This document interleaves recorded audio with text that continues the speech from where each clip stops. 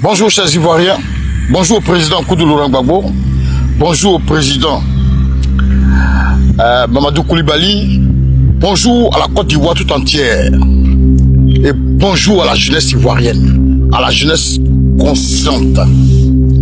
Recevez mes salutations depuis ma position. Alors, cher peuple de l'AES, ce matin je m'adresse à vous avec un cœur joyeux. Un cœur joyeux, je le dis ouvertement. Cette guerre, d'abord, je vous salue. Je vous salue, chers dirigeants de l'AES. Le général Tiani, recevez mes salutations. Le général Assimi Goïta, recevez mes salutations. Le capitaine Ibrahima Traoré, recevez mes salutations. Que Dieu vous bénisse énormément, que Dieu bénisse vos familles respectives, politiques et biologiques.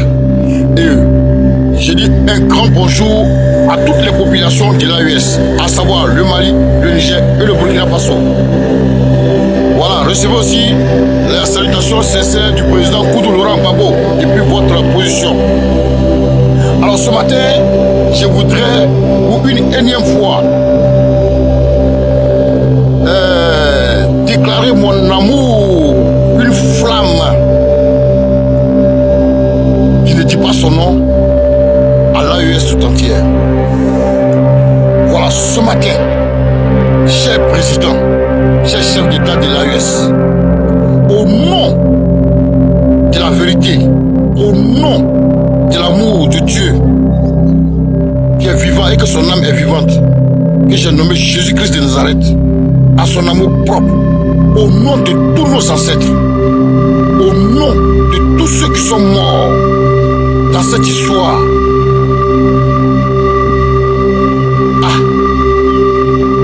Faites éclater la vérité au grand jour.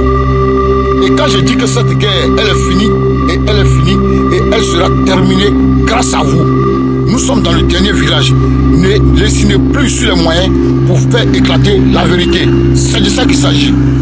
Ce matin, je m'adresse à vous.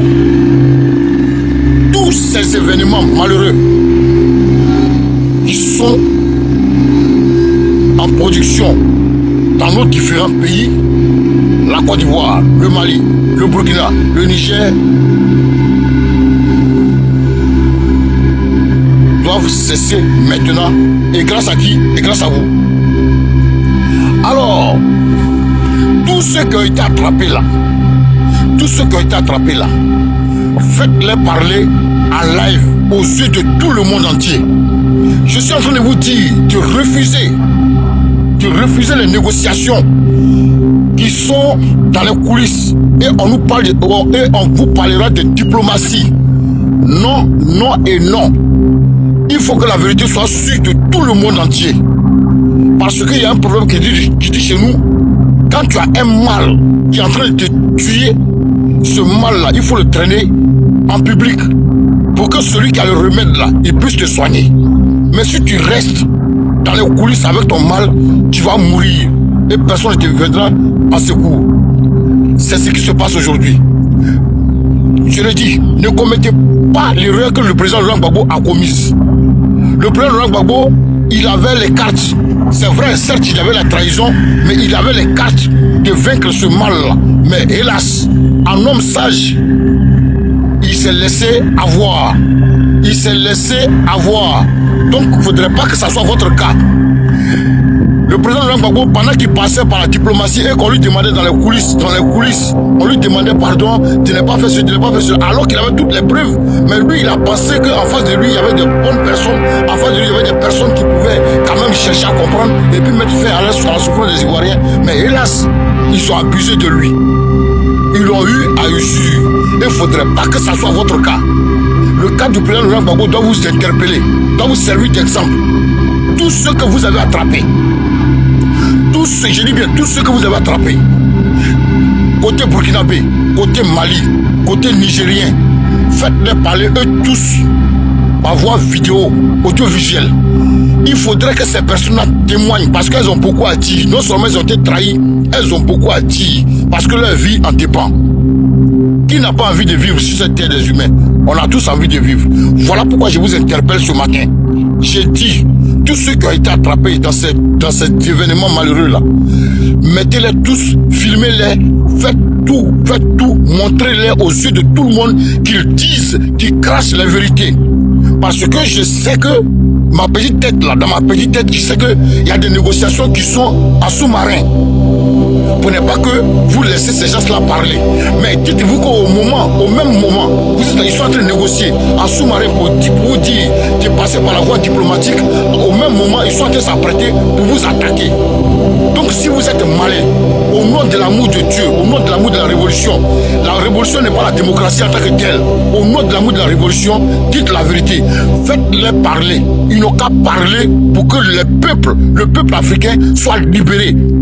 Parce que s'ils ont parlé, s'ils ont cité des noms que tout le monde sait dans les couloirs, en bas, et on ne peut pas parler haut et fort, et si eux, ils ont eu le courage, parce que c'est leur vie qui en dépend, ils ont eu à dire la vérité, les noms qui ont été cités, je vous assure que cette guerre qu'ils sont en train de mener à l'Afrique, cette guerre qu'ils sont en train de vous mener, ces histoires, ces mensonges-là, tout ça là, cette affaire de morts partout, par ça et là, ça va prendre fin.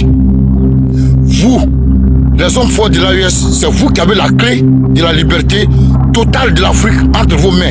J'avais dit en son temps, j'avais dit en mon temps, je dirais, j'avais dit qu'il n'y aura pas trop de morts. Et cette crise-là va prendre fin. Et la souveraineté des pays africains seront respectées du moins. J'avais dit, c'est le moment qui est arrivé. Mais si vous ne parlez pas, et que ces gens, la France, l'Europe, l'OTAN, tapis dans l'ombre avec leurs esclaves du salon là. Si vous ne parlez pas publiquement, si vous ne faites pas parler publiquement ceux que les envoyez, pour que ces gens-là citent leur nom, et que si vous restez dans la diplomatie, s'il y a eu des morts, vous aurez ça sur votre conscience et votre travail aurait été en vain. Et votre travail aurait été inutile. Et tous ces morts-là, on va dire que c'est vous. Moi, personne en premier, je dirais que c'est vous. Mais si vous faites parler ces gens vis-à-vis, en live, si comme on était à l'ONU, alors vous aurez gagné la bataille d'une manière diplomatique autrement. Mais si vous ne le faites pas, vous serez les responsables. Quand tu tiens ton ennemi là, il ne faut pas tuer avec lui. Il n'y a pas de pitié dans ça là. Parce que chez moi, il y a des inconscients, des gens qui n'ont pas de cerveau, peut-être comme mis leur cerveau en location, qui disent de bêtises, qui sortent pour dire du n'importe quoi. Pour d'autres, pour certains qui cherchent des postes ministériels, comme les Marius Komwe, qui se dit intellectuels, qui racontent du n'importe quoi. C'est le moment de dire la vérité. Cheikh Ibrahim Traoré, Assimi Goïta, M. Tiani, je vous en prie, faites-les parler pour que ça soit filmé, pour que tout le monde entier regarde. Et quand ça sera su de tout le monde, et quand tout le monde va voir la vérité, les vidéos vont circuler, vous allez comprendre que dans le monde entier, il y a au moins des gens qui seront acquis à votre cause. Et qui seront acquis à la cause de l'Afrique. C'est de ça qu'il s'agit. C'est à partir de vos dires, à partir de vos faits et gestes, que l'Afrique sera libérée. Ce n'est pas forcément qu'on doit placer les canons pour qu'il y ait des destructions en vie humaine. Je ne pense pas. Donc je suis en train de vous dire la vérité. C'est le moment qui est arrivé de libérer l'Afrique. Et c'est ce qui va arriver. Et c'est ça qui est en train de venir. Donc le monde entier, l'Afrique compte sur vous. Tous ces présidents qui sont mêlés de près ou de loin, laissez-les, les mercenaires que vous avez attrapés là, ils vont les citer, ils vont citer leur nom, vous allez voir et tout le monde va voir la vérité. Et quand ils vont vouloir, faire quelque chose pour dire, ils vont attaquer l'AES, en ce moment les uns sortiront de gauche à droite pour leur dire, hey, vous n'allez pas passer par là, ça ne se fera pas. Ce que j'ai en train de vous dire là, c'est des paroles simples, mais regardez dans le fond de ce que j'ai dit, vous allez comprendre que c'est la vérité. Évitez à refuser toute négociation dans les coulisses. Vous avez pris un engagement, respectez l'engagement. Vous avez pris un engagement, respectez l'engagement. Il y a beaucoup qui n'ont pas compris dans mon pays. Quand M. Tiani a dit, nous on va rugir, ils ont commencé à dire du n'importe quoi. Vous comprenez, quand on dit rugir, c'est le moment de rugir. Vous allez rugir pour qu'ils puissent comprendre. Ils vont comprendre. Tout ça, c'est la vérité. Mais cette vérité-là, laissez les mercenaires, filmez-les. Faites les vidéos, filmez-les, passez-les dans les journaux en live. Tout le monde entier va voir, toute l'Afrique va voir. Vous saurez qu'il y a des gens qui seront acquis à votre cause. C'est pour ça que je suis sorti ce matin, pour vous interpeller. Quand on dit une révolution, c'est la vérité qui explose, c'est la vérité qui éclate. C'est de ça qu'il s'agit. Faites parler les mercenaires publiquement. Un point. Oui, bonjour, chers Ivoiriens. Bonjour à toute la Côte d'Ivoire tout entière. Bonjour à tous les Ivoiriens. Bonjour à toute la jeunesse. Encore une fois aussi, bonjour à tous les autorités de mon pays, la Côte d'Ivoire. Alors ce matin, je vais aller droit au but. Monsieur Thierry Ibrahima, ministre de la Défense, vice-premier ministre de la Côte d'Ivoire. Qu'est-ce que vous voulez au juste? Qu'est-ce que vous voulez au juste aux Ivoiriens? Qu'est-ce que les Ivoiriens vous ont fait? Je ne sais pas si c'est ton papa ou bien ton grand frère et toi. Qu'est-ce que vous nous voulez au juste à la fin? Parce que ce que vous faites là, ce n'est pas ce qu'Alassane a dit. Hein. Ce que Alassane a dit avant de venir prendre le pouvoir là, ce qu'il a dit, nous tous on savait que c'était une manière de faire du copier-coller. Parce que le programme en réalité, c'est un programme qui émane du président Laurent Gbagbo. Ça ne vient pas de vous. Ce que vous êtes en train d'exploiter là, et vous l'exploitez d'ailleurs très mal, parce que vous ne l'exploitez pas dans son contexte. Tout votre programme là, que vous avez annoncé en 2010, pendant la campagne, ce que vous avez montré comme programme ne vient pas de vous. Vous avez fait du copier-coller jusqu'au jour d'aujourd'hui. Parce que, en réalité, quand quelqu'un est le concepteur d'une chose, c'est lui qui connaît comment est-ce qu'il peut prendre la chose, il peut manipuler, il peut faire jusqu'à telle enseigne que la chose puisse aboutir. Et c'est ce que le président Laurent Gbagbo a fait. Le président Laurent Gbagbo est l'exclusivité de ce programme-là. Vous voyez, c'est ce qu'on vous disait. Vous êtes venu à la tête du pays là, vous ne connaissez rien en politique. En matière de politique là, vous êtes nul. Vous êtes véritablement nul. C'est-à-dire que la France, vous avez laissé vos portes ouvertes pour que la France, les anges destructeurs, des démons rentrent en vous pour détruire la Côte d'Ivoire. Et c'est ce que vous êtes en train de faire. Sinon, en réalité, là, vous ne connaissez rien en politique. Il faut qu'on se dise la vérité. C'est cette vérité-là que vous ne voulez pas qu'on vous dise. Vous comprenez? Depuis la création de l'AES, depuis qu'Ibrahima Traoré a pris le pouvoir, depuis qu'Assimi Goïta a pris le pouvoir, depuis le général Diané a pris le pouvoir, c'est fini. C'est comme s'ils ont eu affaire à vous. Aujourd'hui, vous avez la grande gueule, vous avez le droit de dire tout ce que vous voulez parce que pour vous, la France est derrière vous. La France est en train de vous pousser dans un jeu que vous ne pourrez plus maîtriser. Vous pensez que ce n'est pas un commando que le Burkina ou bien l'AES en général peut pas former pour aller vous prendre. Ils peuvent vous prendre, vous enlever. Même Macron qui est là, Macron n'est pas en sécurité. Vous comprenez? Nul n'est au-dessus de la loi. Ce que vous faites là, vous êtes tout sauf des politiciens. Vous ne connaissez rien dans la politique. Franchement, vous voulez nous attirer des ennuis. Mais ces ennuis-là, vous tombez sur la face. Je suis en train de vous dire la vérité. C'est quelle est cette histoire-là? Vous croyez tout permis. C'est quoi en fait qui ne finit pas? Vous pensez tellement que vous êtes vous avez raison, vous payez des gens pour dire des mensonges, pour dire du n'importe quoi. Pour dire du n'importe quoi. C'est quel territoire qui t'appartient? Depuis autant de Oufoué, jusqu'au président Laurent Gbagbo. On sait où se limite la Côte d'Ivoire. C'est vous qui êtes venu, vous voulez forcément prendre. Je ne sais pas à quoi vous pensez. Si c'est pour prendre, ça dit que, en fait, tout ce que vous faites là, c'est une provocation. Mais vous voulez rentrer en conflit avec le Burkina Faso par rapport à quoi? Dites-nous la vérité, dites la vérité aux Ivoiriens. Vous voulez rentrer en conflit avec le Burkina Faso là, par rapport à quoi? Parce que à vous entendre, à voir vos faits et gestes, on sait que vous êtes en train, vous voulez exécuter un calendrier de la France. Mais je suis en train de vous dire, la France ne pourra pas se mêler de cette histoire que vous êtes en train de provoquer là. Si c'est ce qui vous ont fait croire, comme quoi que si vous faites par là avec le Burkina Faso ou bien avec un pays frontalier, comment est-ce qu'on appelle, elle va activer la coopération militaire. Ça ne se passera pas comme ça. C'est vous qui provoquez. C'est vous qui provoquez. C'est vous qui voulez attaquer le Burkina Faso. Sinon le Burkina Faso ne vous a rien fait du mal. Tout ce qui se passe là, tout le monde a les yeux ouverts. Aujourd'hui, il y a Internet, tout le monde sait de quoi il s'agit. Depuis le début jusqu'à maintenant, c'est vous qui ne faites qu'attaquer le Burkina Faso. C'est vous qui ne faites qu'attaquer le Burkina Faso. Vous ne faites qu'attaquer le Burkina Faso. L'AES, jusqu'à présent, n'a pas encore répliqué. Il ne faut que vous prévenez. Vous avez quel problème? gens vous donnant, ici, les gens viennent prendre notre territoire. Ils ont pris quel territoire? On n'a qu'à se dire la vérité. Tiens, Brahima, c'est dans le même Mali là, tu étais parti te cacher. Hein. C'est dans le même Mali là, AES, tu étais parti te cacher pendant la crise en Côte d'Ivoire. Moi, sincèrement, je ne voulais même pas parler de toi parce que pour moi, je me dis que tu n'es pas politicien, tu ne l'es même pas du tout. Vous savez, ce que vous voulez faire là, vous voulez faire la guerre par procuration, mais elle va vous sauter aux yeux et puis elle va vous coûter très cher. Je suis en train de vous dire la vérité, M. Tiene Brahima, ton grand frère et toi, ou bien ton papa et toi là, vous allez payer ça très cher.